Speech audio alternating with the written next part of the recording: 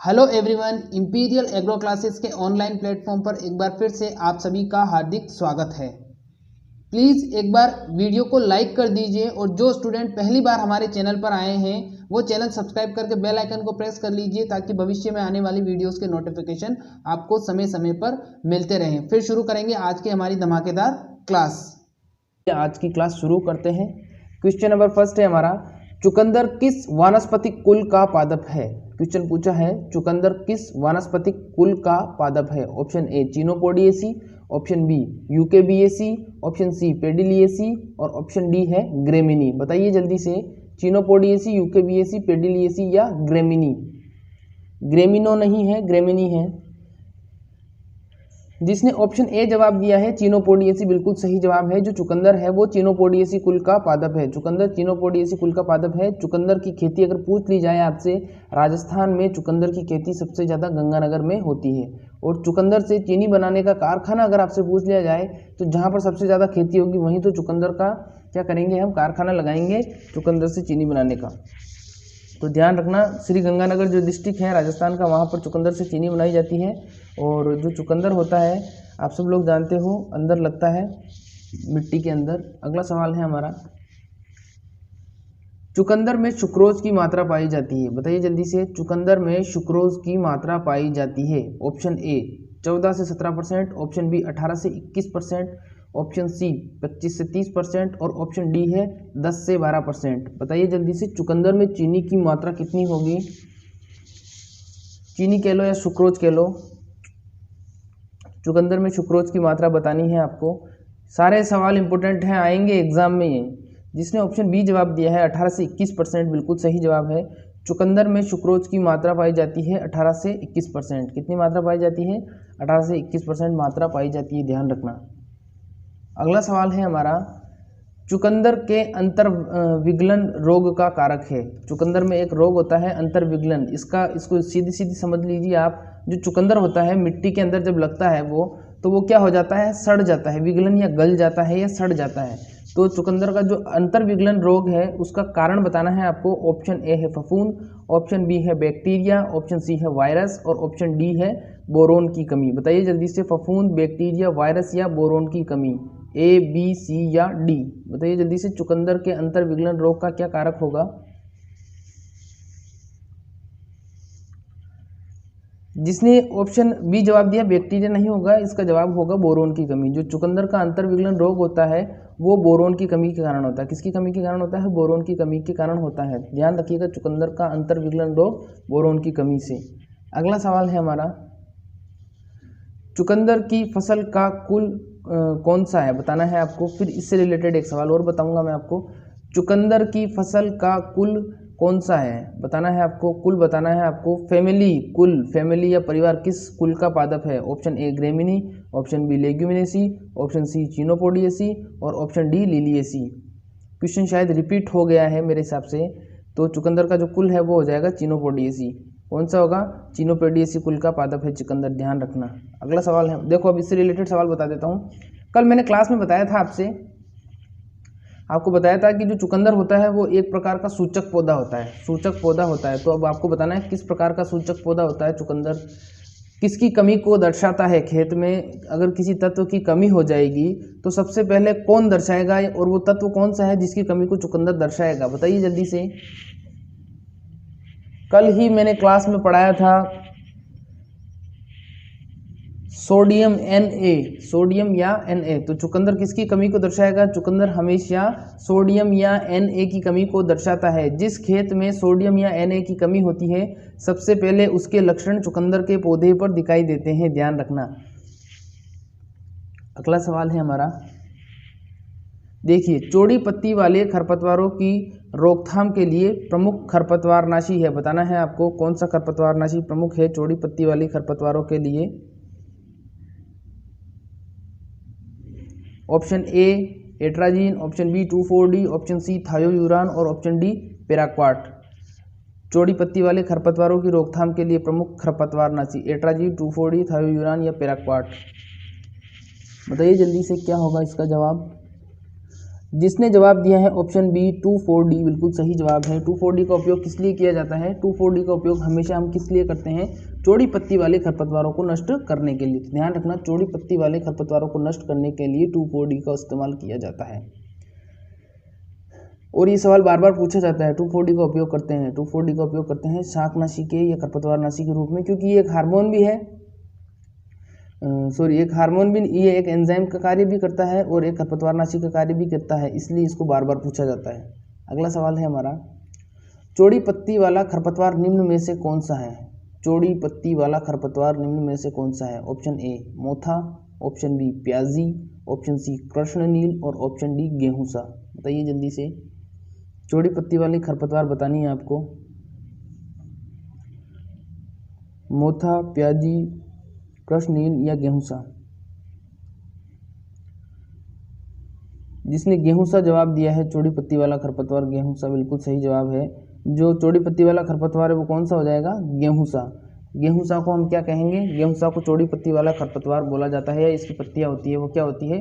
चौड़ी होती है। और ये जो पौधा होता है लगभग गेहूं के समान होता है। कैसा होता है? गेहूं के समान होता है, गेहूं से मिलता जुलता होता है, इसीलिए इसको गेहूंसा बोलते हैं। अगर इसका वैज्ञानिक नाम पूछ लिया जाए आपसे तो इसका जो वैज्ञानिक नाम होगा वो क्या होगा? इसका वैज्ञानिक नाम फेलेरिस माइनर के नाम से भी इसको जानते हैं, फेलेरिस माइनर। और इसका टेस्ट वेट होता है 2 ग्राम। सवाल आया हुआ है पीछे ही। अगला सवाल है हमारा, चावल के पुष्पक्रम को क्या कहते हैं? चावल के पुष्पक्रम को क्या कहते हैं? Option A panicle, option B spikelet, option C ear और ऑप्शन डी है हमारा सिलिकुआ। बताइए जल्दी से, चावल के पुष्पक्रम को क्या कहते हैं? पेनिकल, स्पाइकलेट, ईयर या सिलिकुआ? पेनिकल, स्पाइकलेट, ईयर या सिलिकुआ। जिसने पेनिकल जवाब दिया है बिल्कुल सही जवाब है। चावल के पुष्पक्रम को पेनिकल के नाम से जाना जाता है और गन्ने के पुष्पक्रम को पूछ ले तो एरो के नाम से जाना जाता है, ध्यान रखना। तो चावल का पुष्पक्रम क्या कहलाएगा? चावल का पुष्पक्रम कहलाएगा पेनिकल। ध्यान रखना, इंपॉर्टेंट क्वेश्चन है, बार बार पूछा जाता है ये। अगला सवाल है हमारा, चावल की प्रथम संकर किस्म है? चावल की प्रथम संकर किस्म है। Option A Pusa Basmati 1, option B CORH first, option C TN first और ऑप्शन डी जया। बताइए जल्दी से, चावल की प्रथम संकर किस्म है। चावल की प्रथम संकर किस्म बतानी है। Pusa Basmati 1, CORH 1, TN first और जया। बताइए क्या होगा इसका आंसर? जिसने जवाब दिया है CORH फर्स्ट बिल्कुल सही जवाब है। जो चावल की सबसे पहली संकर किस्म है, प्रथम संकर किस्म है, वो कौन सी हो जाएगी? वो हो जाएगी CORH फर्स्ट। अगला सवाल है हमारा, चारे वाली फसलों का सम्राट किसे कहा जाता है? बताइए जल्दी से, चारे वाली फसलों का सम्राट किसे कहा जाता है? ऑप्शन ए है हमारा रिस्का, ऑप्शन बी है बरसीम, ऑप्शन सी है मेथी और ऑप्शन डी है हमारा कोई नहीं। अब ये जो रिस्का और बरसीम क्या है? ये हरे चारे वाली फसल है। और मेथी क्या होती है? मेथी चारे की फसल नहीं होती है, आप सब लोग जानते हो। तो अब रिस्का और बरसीम में से बताना है, चौथा ऑप्शन कुछ नहीं है। तो बताइए, रिस्का और बरसीम में से जो सम्राट कहलाता है फसलों का, चारे वाली फसलों का सम्राट कहलाता है, वो कौन कहलाता है? बताइए जल्दी से, चारे वाली फसलों का सम्राट। जिसने बी जवाब दिया है बरसीम बिल्कुल सही जवाब है। रिस्का नहीं, बरसीम होगा इसका जवाब। जो चारे वाली फसलें होती हैं उनका सम्राट हम किसे कहते हैं? उसका सम्राट या राजा बोल सकते हैं, हम बरसीम को कहते हैं। ध्यान रखना, रिस्का नहीं होगा, बरसीम होगा। अगला सवाल है हमारा, चारा फसलों को जंगली वृक्षों के साथ उगाने की पद्धति को कहते हैं। चारे वाली फसलों को जंगली वृक्षों के साथ उगाने की पद्धति बतानी है आपको। Silviculture, silvipasture, strip cropping या alley cropping? A, B, C या D? Silvi cropping, silvipasture, strip cropping या एले क्रॉपिंग? बताइए जल्दी से। इसका मतलब ये है सीधा सा कि फसलों के साथ घासें उगाना क्या कहलाता है, ये भी कह सकते हो आप इसको। तो जिसने सिल्वी पास्चर जवाब दिया है बिल्कुल सही जवाब है। सिल्वी कल्चर नहीं होगा, सिल्वी पास्चर होगा, सिल्वी पास्चर होगा। तो चारे वाली फसलों को जंगली वृक्षों के साथ उगाने की जो पद्धति होती है वो क्या कहलाती है? वो कहलाती है सिल्वी पास्चर। ठीक है, सिल्वी पास्चर के नाम से जाना जाता है उसको, ध्यान रखना। अगला सवाल है हमारा, वंडर कैन के नाम से किस गन्ने की किस्म को जानते हैं? अब देखो क्या हुआ कि जो गन्ना था, गन्ने से जुड़ा हुआ एक शब्द और होता है जिसको हम कहते हैं गन्ने का नोबलीकरण। आपने पढ़ा होगा, किसमें पढ़ी होगी? तब पढ़ा होगा गन्ने का नोबलीकरण। ठीक है, तो गन्ने का नोबलीकरण किसने किया था? उससे नागार्जुन ने किया था। और इससे रिलेटेड सवाल पूछा जाता है कि नोबलीकरण क्या होता है। नोबलीकरण में क्या होता है कि जो गन्ने की जंगली प्रजातियां थी उसको कुछ कम विकसित प्रजातियां, जो प्रजातियां अच्छी थी लेकिन उनके गुण अच्छे नहीं थे, और कुछ प्रजातियां थी जिनके गुण तो अच्छे थे, कुछ गुण अच्छे थे और कुछ क्या थे, खराब थे। तो जंगली प्रजातियों को सही प्रजातियों के साथ संकरण करा के और दोनों के गुण मिलाकर एक नई किस्म विकसित की गई, और वो जो नई किस्म विकसित की गई थी वो क्या कहलाती है? वो नई किस्म विकसित करने की जो प्रोसेस है वो कहलाती है गन्ने का नोबलीकरण। ठीक है, तो ध्यान रखना गन्ने का नोबलीकरण ऐसे आता है क्वेश्चन। और इसके अंदर फिर जो विकसित की गई थी किस्में, वो सारी वंडर केन की किस्में थी। वंडर केन यानी कि वंडर का मतलब आप जानते हो ब्यूटीफुल या सुंदर या अजूबा, और केन का मतलब आप जानते हो केन किसको कहते हैं? हम केन कहते हैं शुगर केन को या फिर गन्ने को। तो शुगर केन की किस्म बतानी है। ऑप्शन ए CO 419 और CO 740। CO 419 और CO 740 दोनों ही किस्में किसकी होंगी? दोनों ही किस्में वंडर केन की है। ठीक है, तो ध्यान रखना वंडर केन की किस्में 419 और 740 है। अगला सवाल है हमारा, वे पौधे कहलाते हैं जो पुष्पन के लिए प्रकाश की अवधि के प्रति अनुक्रिया नहीं दिखाते हैं। देखो अब इसका मतलब क्या है कि इस प्रकार के पौधों का नाम बताना है, या इस प्रकार के पौधों का आपको प्रकार या टाइप बताना है जिन पर प्रकाश का कोई प्रभाव नहीं पड़ता, या जब उनका फूल खिलता है तो उनके फूल खिलने की जो क्रिया होती है उस क्रिया पर प्रकाश का कोई भी प्रभाव नहीं पड़ता। क्योंकि कुछ पौधे ऐसे होते हैं जिन पर जो जब वो फूल बन रहे होते हैं या फूल खिल रहा होता है तो उस समय क्या पड़ता है? प्रकाश की जो अवधि होती है उसका प्रभाव पड़ता है कि अगर लंबे समय तक प्रकाश रहेगा तो फूल जल्दी खिल जाएगा, और कम समय तक प्रकाश रहेगा तो फूल कम खिलेगा। लेकिन एक पौधे ऐसे होते हैं जिन पर प्रकाश का कोई प्रभाव नहीं पड़ता, चाहे कितना प्रकाश पड़ो या नहीं पड़ो फूल तो खिलेगा ही खिलेगा। तो इसमें इस सवाल में ये पूछा है कि पुष्पन के लिए प्रकाश की अवधि की प्रति अनुक्रिया कौन नहीं दिखाएगा? कौन से पौधे होंगे जो नहीं दिखाएंगे? तो अल्प प्रकाशपेक्षी पौधे, दीर्घ प्रकाशपेक्षी पौधे, दिवस निष्प्रभावी पौधे या मध्यवर्ती प्रदीप्ति कालिक पौधे। बताइए जल्दी से क्या होगा इसका जवाब? अल्प प्रकाशपेक्षी, दीर्घ प्रकाशपेक्षी, दिवस निष्प्रभावी या मध्य प्रदीप्ति कालिक। इंपॉर्टेंट क्वेश्चन है, इसको ध्यान से समझना। वापस से समझा दूंगा, हमें कोई दिक्कत नहीं है, लेकिन आता है इस प्रकार का सवाल क्योंकि कंफ्यूज होते हैं ना स्टूडेंट, इसलिए इसको बार बार पूछता है वो। जवाब दीजिए ABCD। जिसने से जवाब दिया है दिवस निष्प्रभावी, बिल्कुल सही जवाब है। दिवस निष्प्रभावी बिल्कुल सही जवाब है। अब देखो इस शब्द में ही इसका आंसर छुपा हुआ है। इस क्वेश्चन का जो आंसर है वो इसकी इस शब्द में छुपा हुआ है। देखो क्या है? दिवस निष्प्रभावी, मतलब दिवस या दिन का कोई प्रभाव नहीं होता। दिन में क्या होता है? दिन में सूरज होता है, सूरज से हमें क्या मिलता है? ताप मिलता है, प्रकाश मिलता है, रोशनी मिलती है। तो दिवस निष्प्रभावी यानी दिन का कोई प्रभाव नहीं होता है, वो पौधे कहलाते हैं दिवस निष्प्रभावी। और जिस पर अल्प प्रकाशपेक्षी, जिनको अल्प प्रकाश की आवश्यकता होती है या कम प्रकाश की आवश्यकता होती है फूल खिलने के लिए, वो अल्प प्रकाशपेक्षी पौधे कहलाते हैं। और जिनको दीर्घ प्रकाश की आवश्यकता होती है या लंबे समय तक प्रकाश की आवश्यकता होती है वो दीर्घ प्रकाशपेक्षी पौधे कहलाते हैं। तो पौधे होते हैं अल्प प्रकाशपेक्षी, दीर्घ प्रकाशपेक्षी, दिवस निष्प्रभावी और मध्यवर्ती प्रदीप्ति कालिक। इसके बारे में भी कभी डिटेल में चर्चा करेंगे, इसका प्रकार थोड़ा अलग है।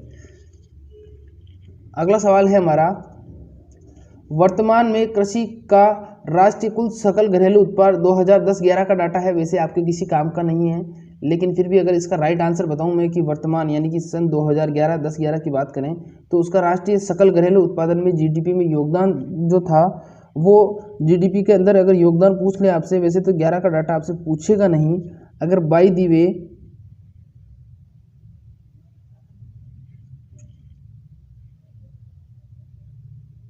पूछ लिया जाए तो इसका जो जवाब होगा 14.2% होगा। कितना होगा? 14.2%। तो वर्तमान में कृषि का राष्ट्रीय कुल सकल घरेलू उत्पादन में योगदान होगा 14.2%, 14.2%, ध्यान रखना। अगला सवाल है, वातावरण में नक्षत्रों की स्थिति के अनुसार खेती की विधि को क्या कहते हैं? बताइए जल्दी से। Terra farming, mix farming, camel farming या बुशनिंग। सवाल पूछा है वातावरण में नक्षत्रों की स्थिति के अनुसार खेती की विधि को कहते हैं terra farming, mix farming, camel farming या बुशनिंग। और बुशनिंग की क्रिया तो धान में होती है। जवाब दीजिए जल्दी से। जिसने ऑप्शन ए जवाब दिया है टेरा फार्मिंग, बिल्कुल सही जवाब है। वातावरण में नक्षत्रों की स्थिति के अनुसार खेती की विधि क्या कहलाती है? टेरा फार्मिंग कहलाती है। अब देखो जो पुराने समय में लोग जो नक्षत्रों के हिसाब से खेती करते थे वो क्यों करते थे, उसके पीछे एक साइंटिफिक रीज़न था, उसके पीछे हमारी कोई धारणा नहीं थी, साइंटिफिक रीज़न था। लेकिन हम किसी भी चीज़ को, हम जो हिंदू होते हैं या हम इंडियंस होते हैं, वो किसी भी चीज़ को धर्म से रिलेट करते हैं। देखो अब क्या होता है, समझिए, आपको इसको इस प्रकार से समझिए। देखो, जब चांद अपनी पूर्ण अवस्था पर होता है, पूर्ण अवस्था का मतलब क्या है, चांद जब पूरा दिख रहा होता है तो उस समय क्या होता है, उस समय होती है पूनम। आप सब लोग जानते हैं उस समय पूनम होती है।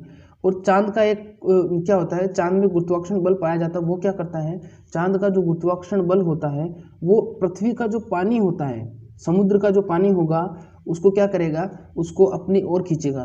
पृथ्वी पर जहाँ पर भी पानी होगा उसको क्या करेगा, अपनी ओर खींचेगा।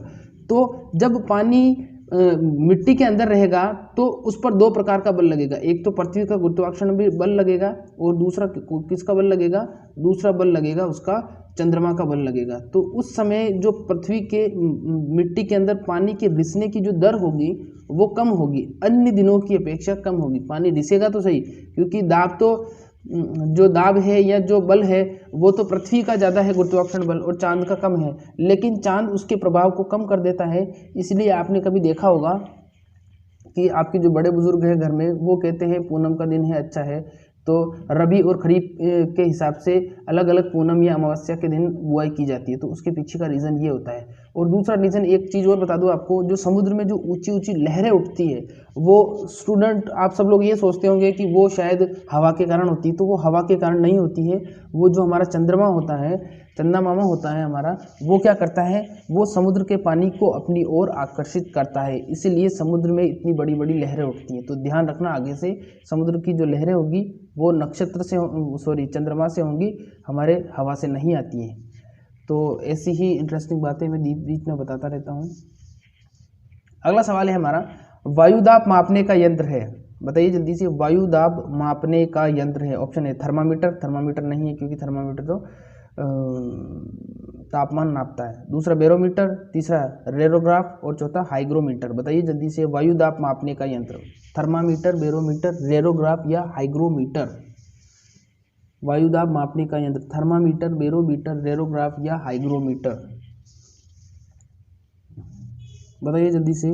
जिसने जवाब दिया है वायुदाब मापने के लिए बैरोमीटर, बी बैरोमीटर बिल्कुल सही जवाब है। बैरोमीटर से क्या करते हैं हम, बैरोमीटर से हम करते हैं वायुदाब, वायुमंडलीय वायुदाब नापने के लिए बैरोमीटर का इस्तेमाल किया जाता है। और थर्मा में, थर्म जो होती है, थर्म का मतलब होता है गर्म, तो गर्म चीज़ को नापने के लिए थर्मामीटर का इस्तेमाल किया जाता है। और हाइग्रोमीटर में, हाइग्रो जो होता है, हाइग्रो का मतलब होता है वातावरण की नमी, तो वातावरण की नमी को ज्ञात करने के लिए, या आर्द्रता बोल लो उसको, आर्द्रता को ज्ञात करने के लिए क्या करते हैं हम, हाइग्रोमीटर का इस्तेमाल करते हैं। अब जिसको आर्द्रता या नमी नहीं पता है, एक लाइन में समझाऊंगा, बिल्कुल आराम से समझ में आएगा। हमारे आसपास जो भी हवा है, उस हवा के अंदर जितना भी पानी के जो कण मौजूद हैं वो क्या कहलाता है, पानी के जो कण मौजूद होते हैं वो कहलाते हैं हाइग्रोमीटर। अब एक छोटा सा और उदाहरण दे देता हूँ आपको, देखिए बरसात कैसे होती है इसका रीज़न बताता हूँ मैं, बरसात का, और थोड़ा सा एक छोटा सा को रिलेट करके एग्जांपल दूंगा आपको। देखो बरसात कब होती है, जब वातावरण के अंदर जो भाप होती है वो भाप क्या हो जाती है, ठंडी हो जाती है, या उसको जैसे ही ठंडा माहौल मिलता है तो वो जो गर्म भाप होती है वो पानी की बूंदों के रूप में नीचे आ जाती है, ठीक है। अब ऐसा ही आप देखना, जब आप गर्मियों में किसी ग्लास में बिल्कुल चिल्ड पानी डालते हो तो उसके चारों तरफ क्या होता है, उसके चारों तरफ क्या जम जाता है, पानी जम जाता है। तो वो पानी आता कहाँ से, वो पानी कहाँ से आया, वो पानी ऐसा तो है नहीं कि ग्लास से बाहर निकल गया, वो पानी आता है उसके वातावरण के आसपास जितनी भी नमी रहती है उसको जैसे ही ठंडा माहौल मिलता है वो क्या हो जाता है, वो पानी में परिवर्तित हो जाता है। तो बिल्कुल ऐसी ही चीज़ें बताऊंगा आपको, बिल्कुल ऐसे ही अच्छे अच्छे एग्जाम्पल देखें। अगर आप न्यू स्टूडेंट हैं तो प्लीज़ वीडियो को लाइक कर लीजिए और चैनल को सब्सक्राइब कर लीजिए। अगर ये वीडियो या ये क्लास आपको थोड़ी सी भी इंफॉर्मेटिव लगी हो तो प्लीज़ सब्सक्राइब करना, सब्सक्राइब किए बिना मत जाना, बेल आइकन दबाओगे तभी तो नेक्स्ट क्लास का नोटिफिकेशन आपको मिलेगा, ठीक है। तो आगे चलते हैं। अगला सवाल है हमारा, वायुदाब का लगातार मापन किया जाता है, वायुदाब का लगातार मापन किया जाता है। ऑप्शन ए बैरोग्राफ से, ऑप्शन बी बैरोमीटर से, ऑप्शन सी थर्मोमीटर से और ऑप्शन डी एनीमोमीटर से। तो पीछे मैं क्वेश्चन में बता चुका था वायुदाब का किससे होगा, बताइए जल्दी से, थोड़ा सा दिमाग लगाना है क्वेश्चन में।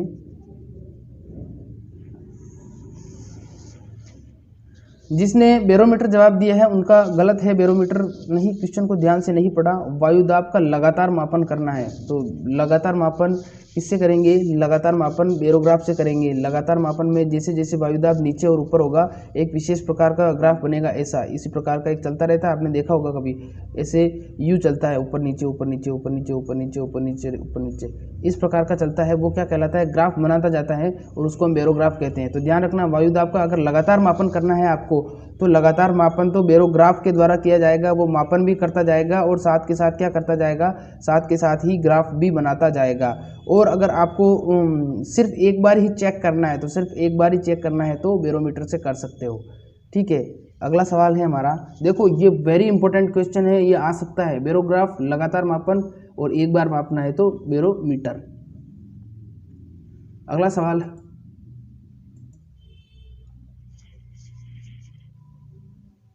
अगला सवाल है हमारा, वायु दिक् सूचक यंत्र के तीर की लंबाई कितनी होती है?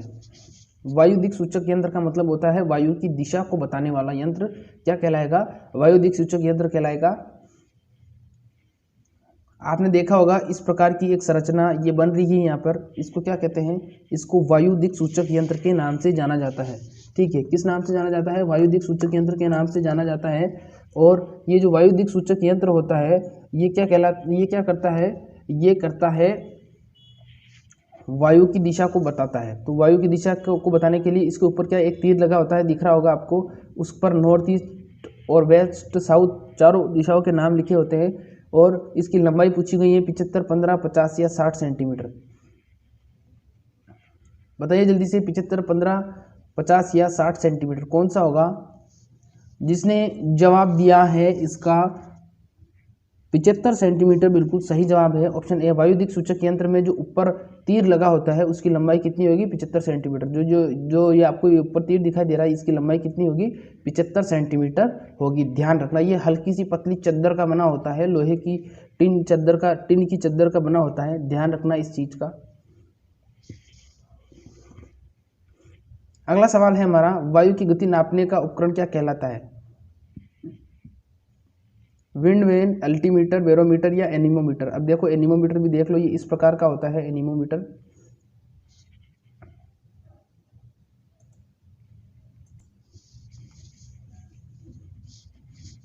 इसमें ऊपर क्या होता है? इसमें एक ऊपर एक डंडी के माध्यम से ऊपर 4 कटोरियां लगी होती है और जैसे ही गति चलती है, वायु चलती है और जितनी वायु की गति होती है उतनी गति के हिसाब से ये कटोरिया क्या होती है? घूमती है। और कटोरिया घूमने के बाद में नीचे जो यहाँ पर ये डाटा मीटर लगा होता है, इसके अंदर डाटा रिकॉर्ड किया जाता है। तो ध्यान रखना, जो वायु की गति नापी जाएगी वो कटोरीनुमा यंत्र से नापी जाएगी और जो वायु की दिशा मापी जाएगी वो हमेशा तीरनुमा यंत्र से मापी जाएगी। तो इस प्रकार से को रिलेट करके आप पढ़ सकते हो। और मैंने आपको फोटो के माध्यम से बता दिया कि एनीमोमीटर क्या होता है और दूसरा जो विंड वेन होता है वायु की दिशा बताने वाला, वो क्या होता है। तो ध्यान रखना, भूलना मत। और ये भी ध्यान रखना कि किस चैनल पर बताया गया था आपको। अगला सवाल है हमारा, वायु की दिशा मापने का यंत्र बता दिया था मैंने, वायु की दिशा मापने का यंत्र क्या कहलाता है? विंड वेन के नाम से जाना जाता है।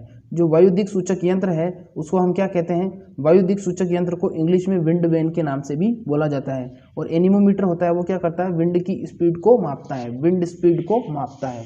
अगला सवाल है हमारा, वराह लक्ष्मी किसकी किस्म है? अलसी की, सनई की, जूट की या कपास की? बताइए जल्दी से, वेरी इंपॉर्टेंट क्वेश्चन है, बार बार ये सवाल पूछा जाता है। वराह लक्ष्मी किस्म किसकी है? वराह लक्ष्मी किस्म बतानी है आपको। जिसने ऑप्शन डी जवाब दिया है कपास, बिल्कुल सही जवाब है। जो वराह लक्ष्मी किस्म है वो किसकी है? वराह लक्ष्मी किस्म कपास की मानी जाती है, वराह लक्ष्मी किस्म कपास की मानी जाती है। अगला सवाल है हमारा, वर्मी कंपोस्ट बनाने हेतु किस किस्म के केचुए काम में लिए जाते हैं? क्वेश्चन ध्यान से देखिए, वर्मी कंपोस्ट बनाने हेतु किस किस्म के केचुए काम में लिए जाते हैं? Option A epigeic, option B endogeic, option C एंडोजाइक और ऑप्शन डी डायोजिक। बताइए जल्दी से,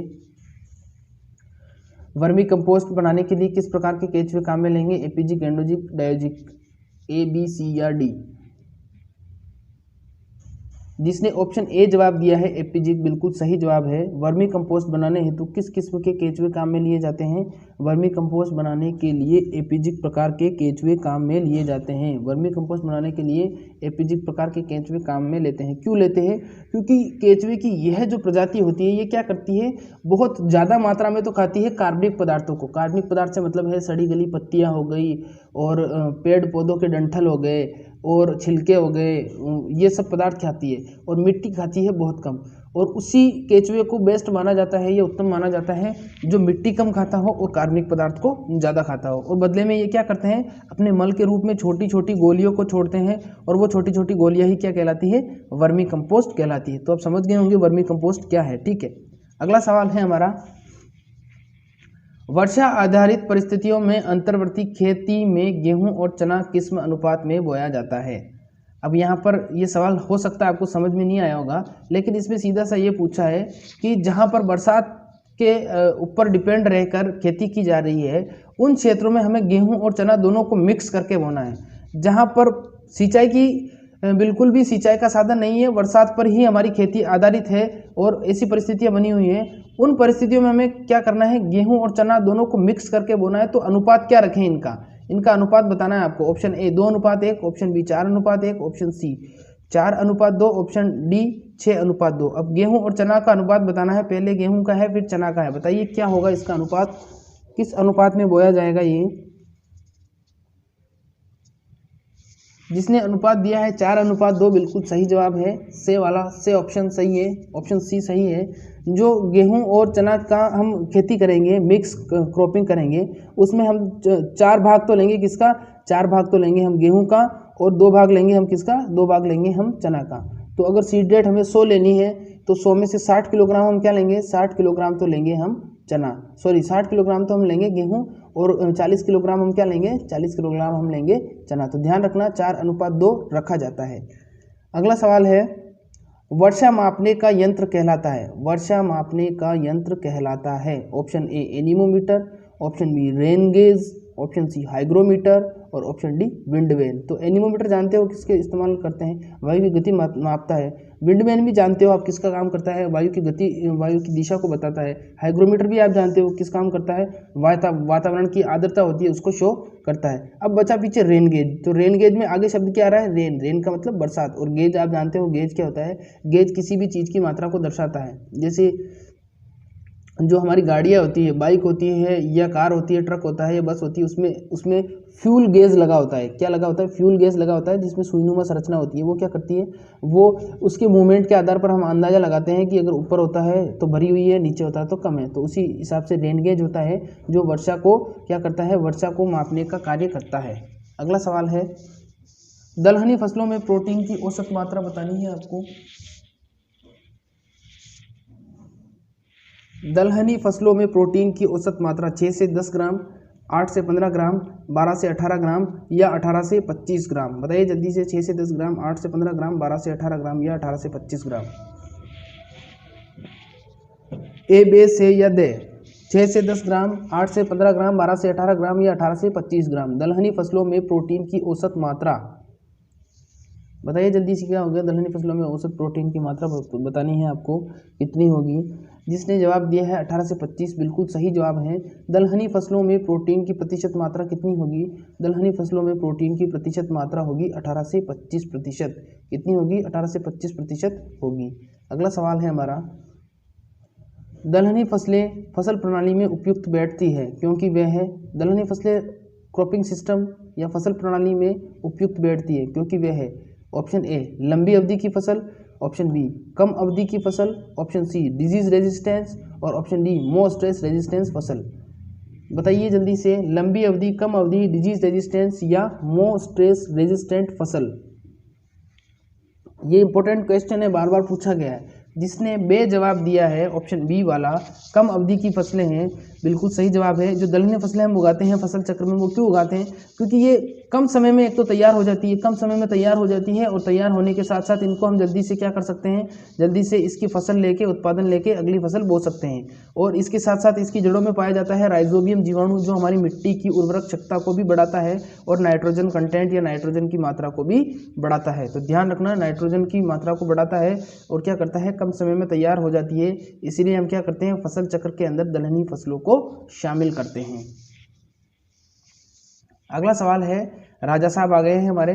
दलहनी फसलों का राजा कहा जाता है, दलहनी फसलों का राजा कहा जाता है। ऑप्शन ए उड़द को, ऑप्शन बी चना को, ऑप्शन सी मूंग को और ऑप्शन डी सोयाबीन को। बताइए जल्दी से, उड़द, चना, मूंग, सोयाबीन, दलहनी फसलों का राजा कहा जाता है, दलहनी फसलों का राजा कहा जाता है। उड़द को, चना को, मूंग को या सोयाबीन को? उड़द को, चना को, मूंग को या सोयाबीन को? उड़द, चना, मूंग या सोयाबीन। जिसने जवाब दिया है ऑप्शन बी चना, बिल्कुल सही जवाब है। जो दलहनी फसलें होती हैं उनका राजा हम किसे कहते हैं? दलहनी फसलों का राजा चना को बोला जाता है। और चने का अगर वैज्ञानिक नाम पूछ लिया जाए आपसे, तो जो सामान्य चना होता है उसका वैज्ञानिक नाम होता है साइसर एरिटिनम, और जो काबुली चना होता है उसका नाम होता है साइसर काबुलियम। तो ध्यान रखना, चना का तो होगा साइसर एरिटिनम और उसका होगा साइसर काबुलियम। एक चीज़ और बता दूं आपको, देखो अगर आपको वीडियो अभी भी क्लियर नहीं दिखाई दे रही है, देखो मेरी तरफ से तो बिल्कुल सारा कुछ ठीक है, ऑल सेट है। कुछ स्टूडेंट बार बार कहते हैं वीडियो क्लियर दिखाई नहीं दे रहा, तो आप यहाँ से अपनी क्वालिटी को मेंटेन करिए पहले। और एक चीज़ और बता देता हूँ, आज आपको 4 क्लास अटेंड करनी है, तो आपका इंटरनेट खत्म ना हो, डाटा खत्म ना हो, इसलिए इसको मीडियम क्वालिटी में कर लीजिए इस क्लास को, क्योंकि इसके बाद में आपको 3 क्लासेस और लेनी है, लगभग 50-50 मिनट की क्लासेस होंगी वो भी। तो आपको डाटा सेव करना है। अब जो दूसरी वीडियोस देखते हो आप यूट्यूब पे, फनी, कॉमेडी और जिसकी भी देखते हो, तो वो कुछ दिनों के लिए बंद कर दीजिए। अब आपके एग्ज़ाम आने वाले हैं, तो ज़्यादा से ज़्यादा पढ़ाई की तरफ फोकस करिए। और अगर इंटरनेट खत्म हो जाएगा तो फिर क्लास कैसे लोगे? फिर आप कुछ लोग कहते हैं सर मैं कल देख लूँगा या कल देख लूँगी, तो कल की क्लास कब देखोगे? फिर तो कल की परसों देखोगे, परसों की तरसों, ऐसे इकट्ठी होती जाएंगी बहुत। इसलिए मैं कहता हूँ कि जो क्लासेस हैं वो उसको कंटिन्यू कर लिया करें और ज़्यादा से ज़्यादा लाइव क्लास में आने की कोशिश करिए। ये एक प्रकार की आपकी फ्री कोचिंग है। लोग कोचिंग क्यों जाते हैं? बुक खरीद के घर पे क्यों नहीं पढ़ लेते हैं? समझने का तो एक तरीका होता है, लेकिन इसके साथ साथ ये रहता है कि हमारा रूटीन बना रहता है। तो रूटीन, इससे रूटीन होता है, हमें सुबह उठते ही हमें ये इस चीज़ की चिंता रहती है कि हाँ यार सुबह 11 बजे क्लास होगी, हमें जल्दी से हमारा काम कंप्लीट करके क्लास में शामिल होना है। तो इसीलिए मैं कह रहा हूँ आपसे कि ज़्यादा से ज़्यादा लाइव क्लास में आइए, क्योंकि ये इस प्रकार का एक रूटीन होता है। रूटीन से आपको रूटीन में बन जाते हो तो आपकी पढ़ाई अच्छी तरीके से होती है। और बाकी तो लाइव क्लास नहीं लोगे तो बाद में देख लूँगा सर, ये कर लूँगा, वो कर लूँगा, तो फिर बाद तो कभी होता नहीं है। जो काम आपको कल करना है उसको आज ही कर लीजिए और आज वाले को अभी कर लीजिए। आप उल्टा करते हो, आप अभी वाले को थोड़ी देर बाद में करते हो, बाद वाले को कल करते हो, कल वाले को परसों करते हो। तो ऐसा करोगे तो कभी सक्सेस नहीं हो पाओगे। इसलिए काम को तुरंत उठा लिया जाए। अगला सवाल है, दलहनी फसलों का राजा बता दिया मैंने, चना को कहते हैं साइसर एरिटिनम नाम होता है। अगला सवाल है हमारा, दलहनी फसलें जो वातावरणीय नाइट्रोजन को आसानी से स्थिरीकरण या स्थिर नहीं करती है कहलाती है। इंपॉर्टेंट क्वेश्चन है।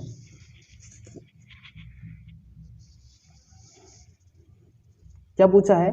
दलहनी फसलें निम्न में से कौन सी ऐसी दलहनी फसल हैं जो वातावरण की नाइट्रोजन का स्थिरीकरण नहीं करती है? सवाल सीधा सा ये है कि वातावरण की नाइट्रोजन का स्थिरीकरण नहीं करने वाली दलहनी फसल का नाम बताना है आपको, और बार बार ये सवाल पूछा जाता है। ऑप्शन ए अरहर, ऑप्शन बी मटर, ऑप्शन सी राजमा और ऑप्शन डी सोयाबीन। बताइए जल्दी से, अरहर, मटर, राजमा या सोयाबीन? जिसने राजमा जवाब दिया है बिल्कुल सही जवाब है। राजमा क्या होता है? राजमा ऐसी फसल है जो वातावरण की नाइट्रोजन का स्थिरीकरण नहीं करती, लेकिन ये है तो एक दलहनी फसल। दलहनी फसल होते हुए भी ये क्या करती है? वातावरण की नाइट्रोजन का स्थिरीकरण नहीं कर पाती है, क्योंकि इसकी जो जड़ें होती है उसमें राइजोबियम्स होते हैं, उनकी मात्रा बहुत कम मात्रा में पाई जाती है, और इसी कंडीशन में क्या करती है? ये नाइट्रोजन का स्थिरीकरण नहीं कर पाती है। और राजमा का अगर आपसे उपनाम पूछ लिया जाए तो राजमा का उपनाम क्या होगा? किडनी बीन के नाम से इसको जाना जाता है। किस नाम से जाना जाता है? किडनी बीन के नाम से जाना जाता है। तो आप समझ गए होंगे राजमा क्या कहलाता है? किडनी बीन कहलाता है। राजमा की संरचना और किडनी की संरचना लगभग सेम होती है, लगभग सेम होती है। अगला सवाल है हमारा, देश के किस राज्य को दाल का कटोरा कहा जाता है? वापस से सुनिए ध्यान से, देश के किस राज्य को दाल का कटोरा कहा जाता है? यानी कि ऐसा राज्य बताना है जहां पर दाल का उत्पादन सबसे ज़्यादा होता है। Option A Rajasthan, option B Madhya Pradesh, option C Uttar Pradesh और ऑप्शन डी महाराष्ट्र। बताइए जल्दी से।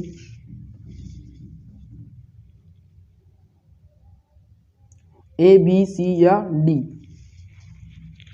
जिसने मध्य प्रदेश जवाब दिया है बिल्कुल सही जवाब है। जो मध्य प्रदेश के स्टूडेंट हैं उनका सीना अभी इतना चौड़ा हो चुका है गर्व से कि क्या बताया जाए। जैसे ही उन्होंने ये सवाल देखा दाल का कटोरा, अरे दाल का कटोरा तो हमारे मध्य प्रदेश की शान है। बिल्कुल मध्य प्रदेश भी हमारा ही है, राजस्थान भी आपका ही है, अरे सब अपने ही हैं, हिंदुस्तान एक है, ठीक है। तो दाल का कटोरा मध्य प्रदेश को बोला जाता है। अगला सवाल है हमारा, देश के किस राज्य को धान का कटोरा बाउल ऑफ राइस कहते हैं? धान का मतलब यहाँ पर चावल से बाउल ऑफ राइस पूछा गया है। पंजाब, पश्चिम बंगाल, हरियाणा या गुजरात? बताइए जल्दी से। पंजाब, पश्चिम बंगाल, हरियाणा या गुजरात? ए, बी, सी या डी? बताइए जल्दी से। धान का कटोरा कौन कहलाएगा? पश्चिम बंगाल जिसने जवाब दिया है बिल्कुल सही जवाब है। जो पश्चिम बंगाल है वो क्या कहलाएगा? पश्चिम बंगाल हमेशा धान का कटोरा रहा है, और क्योंकि वहाँ पर क्या होता है, धान का उत्पादन सबसे ज़्यादा होता है, इसलिए उसको धान का कटोरा या बाउल ऑफ राइस की संज्ञा दी गई है। अगला सवाल है हमारा, देसी हल का विकास कब हुआ था? 1800, 2300, 2500 या 2900 ईसा पूर्व? बताइए जल्दी से। देसी हल का विकास कब हुआ था? 1800 ईसा पूर्व, 2300 ईसा पूर्व, 2500 ईसा पूर्व या 2900 ईसा पूर्व? वैसे इस प्रकार के क्वेश्चन आते नहीं हैं, लेकिन कभी कभी ऐसे क्वेश्चन वो जानबूझकर पूछता है, इसलिए मैंने उसको ऐड किया है। जिसने जवाब दिया है 2900 ईसा पूर्व बिल्कुल सही जवाब है। देसी हल का विकास कब हुआ? देसी हल का विकास हुआ 2900 ईसा पूर्व। 2900 ईसा पूर्व देसी हल का विकास हुआ था। अगला सवाल है हमारा, राज्य में राज्य स्तरीय कृषि विश्वविद्यालयों की संख्या है। अब राज्य में देखो, जो एमपी के स्टूडेंट हैं वहाँ का मेरे को पता नहीं, लेकिन मैं राजस्थान की बात बता रहा हूँ, तो राज्य की जगह राजस्थान कर लो। तो राजस्थान राज्य में कुल राज्य स्तरीय कृषि विश्वविद्यालय कितने हैं? क्योंकि पुराना जो डाटा था वो बदल चुका है। बताइए जल्दी से। अगर पुरानी बुक पढ़ रहे हैं तो उसमें जो डाटा है वो गलत है। बताऊँगा अभी कौन सा डाटा सही है। 5 है, 3 है, 4 है या 2 है? बताइए जल्दी से। कितने एग्रीकल्चर यूनिवर्सिटीज़ कितनी है राजस्थान के अंदर? राजस्थान के अंदर एग्रीकल्चर यूनिवर्सिटीज़ बतानी है आपको। जिसने जवाब 5 दिया है बिल्कुल सही जवाब है। जो राजस्थान के अंदर एग्रीकल्चर यूनिवर्सिटी है वो कितनी है? 5 है। देखो, सबसे पहले जो एग्रीकल्चर यूनिवर्सिटी थी वो बीकानेर थी, फिर उसके बाद में उदयपुर, फिर जॉबनेर को भी बना दिया गया था। फिर उसके बाद में 2 यूनिवर्सिटी उस समय और खोली थी, एक कोटा के अंदर खोली थी और एक जोधपुर के अंदर खोली थी। तो अब टोटल यूनिवर्सिटीज़ हो गई है 5, ध्यान रखना। और इस बार जो आपका जेट का एग्जाम करवाएगी यूनिवर्सिटी, वो यूनिवर्सिटी कौन सी करवाएगी? वो यूनिवर्सिटी करवाएगी कोटा एग्रीकल्चर यूनिवर्सिटी। तो ध्यान रखना, कोटा एग्रीकल्चर यूनिवर्सिटी का एग्जाम है। और इम्पोर्टेंट बात बता दूं आपको, प्लीज़ अभी तक अगर आपने फॉर्म फिल नहीं किया है जेट का तो भर दीजिए। आपके पास 4 दिन शेष बचे हैं अब। प्लीज़ जेट का फॉर्म भर दीजिए, जेट का फॉर्म भर दीजिए। लास्ट के दिनों में आपकी साइट बिजी चलेगी, आप फॉर्म नहीं भर पाओगे, इसलिए जेट का फॉर्म भर दीजिए। अगला सवाल है हमारा, देश में केंद्रीय कृषि विश्वविद्यालयों की संख्या। देखो, ये भी डाटा अपडेट हो चुका है। बताइए जल्दी से। देश में केंद्रीय कृषि विश्वविद्यालयों की संख्या पूछी है आपसे। ऑप्शन 1 और 2, 3 और 5। बताइए कितने हैं केंद्रीय कृषि विश्वविद्यालय? फिर बताऊंगा मैं आपको, क्योंकि डाटा चेंज हो चुका है। ये सवाल सबके लिए है, क्योंकि केंद्रीय कृषि विश्वविद्यालय पूरे देश के आधार पर पूछे गए हैं। 1, 2, 3 या 4? बताइए जल्दी से क्या होगा जवाब। जिसने जवाब दिया है इसका एक गलत जवाब है। जो पुराना डाटा है उसके अकॉर्डिंग एक ही था, और वो केंद्रीय कृषि विश्वविद्यालय कहाँ पर था? वो था इम्फाल मणिपुर में। लेकिन अभी हाल ही में 2 केंद्रीय कृषि विश्वविद्यालय और खोल दिए हैं, जिसमें से एक तो है झांसी में और दूसरा है समस्तीपुर बिहार में। तो टोटल केंद्रीय कृषि विश्वविद्यालय कितने हो गए? टोटल केंद्रीय कृषि विश्वविद्यालय हो गए हमारे 3। तो ध्यान रखना, केंद्रीय कृषि विश्वविद्यालय का सवाल आ जाए, और आएगा ये सवाल इस बार, क्योंकि न्यू डाटा है, अपडेट किया हुआ है। 3 केंद्रीय कृषि विश्वविद्यालय हैं, चाहे एमपी का स्टूडेंट हो, चाहे राजस्थान का हो, उत्तर प्रदेश का हो, पश्चिम बंगाल का हो, बिहार का हो, कहीं का भी हो, केंद्रीय कृषि विश्वविद्यालय की संख्या सबके लिए समान ही रहती है। अगला सवाल है हमारा, एनआरसी ऑफ सरसों कहाँ स्थित है? एनआरसी ऑफ सरसों, वहाँ पर सवाल आपसे ऐसे भी पूछा जा सकता है, और इस सवाल को थोड़ा सा घुमा के पूछा है मैंने। अब देखो, इसका मतलब ये है कि national research centre for mustard, वापस से पढ़िए, national research centre of mustard कहाँ पर है, या राष्ट्रीय सरसों अनुसंधान केंद्र कहाँ पर है। अब ये सरसों अनुसंधान केंद्र निदेशालय बना दिया गया है, बीकानेर में, जोबनेर में, भरतपुर सेवर में या अलवर में। बताइए जल्दी से क्या होगा इसका जवाब, कहाँ पर है, बीकानेर, जोबनेर, भरतपुर या अलवर। तो जिसने जवाब दिया है सेवर, भरतपुर, बिल्कुल सही जवाब है। एनआरसी ऑफ सरसों कहाँ पर है, एनआरसी ऑफ सरसों या राष्ट्रीय सरसों अनुसंधान केंद्र कहाँ पर है, भरतपुर के अंदर है। और भरतपुर कहाँ पर है, भरतपुर राजस्थान के अंदर है, ध्यान रखिएगा। अगला सवाल है हमारा, अब देखो क्वेश्चन बहुत ही क्रिटिकल है, इसको ध्यान से समझिएगा क्योंकि कंफ्यूजन हो जाता है बच्चों को, कैसे कंफ्यूज होता है वो भी मैं बताऊंगा आपको। देखो क्वेश्चन यहाँ पर पूछा है कि एनआरसी ऑन बीजीय मसाला।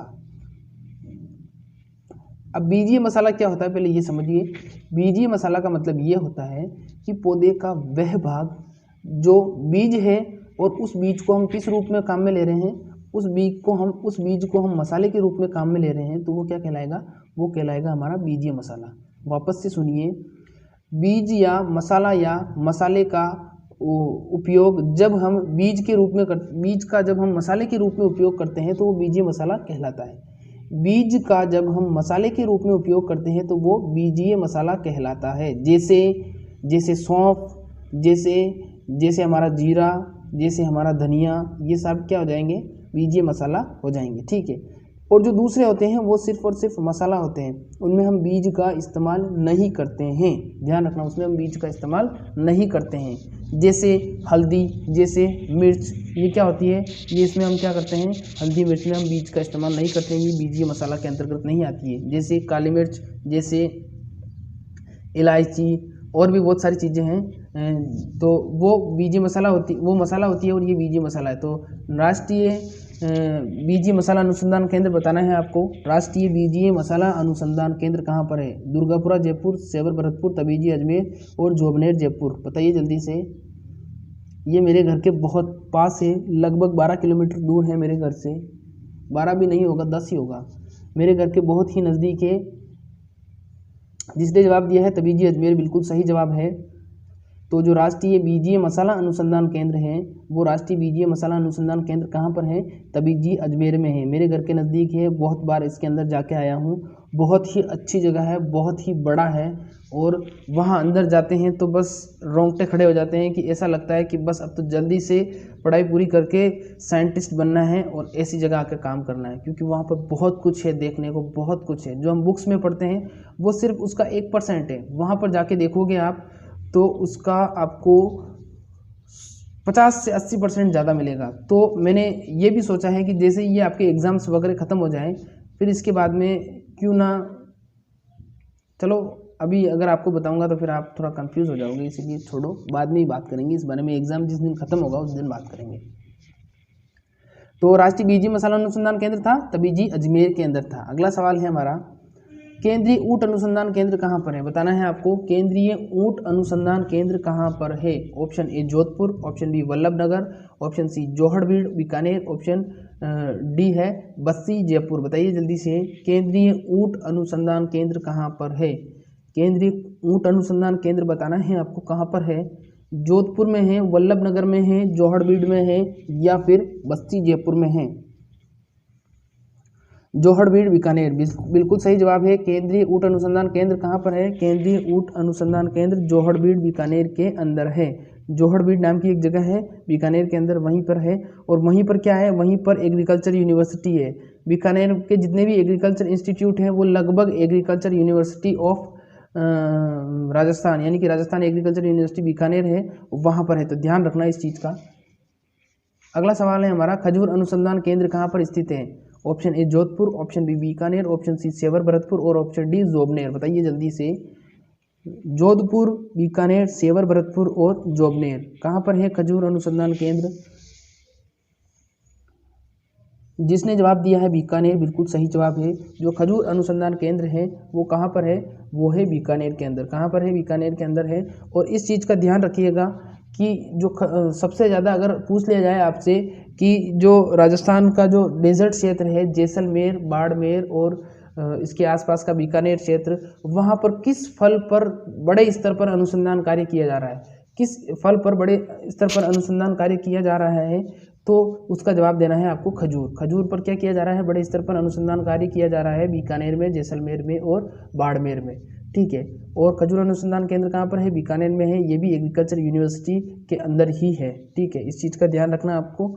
और ये सवाल ICR में पूछा गया था कि राजस्थान में डेजर्ट क्षेत्र में या शुष्क क्षेत्र में किस फल पर गहन अनुसंधान कार्य चल रहा है, तो किस पे चल रहा है, खजूर पे चल रहा है।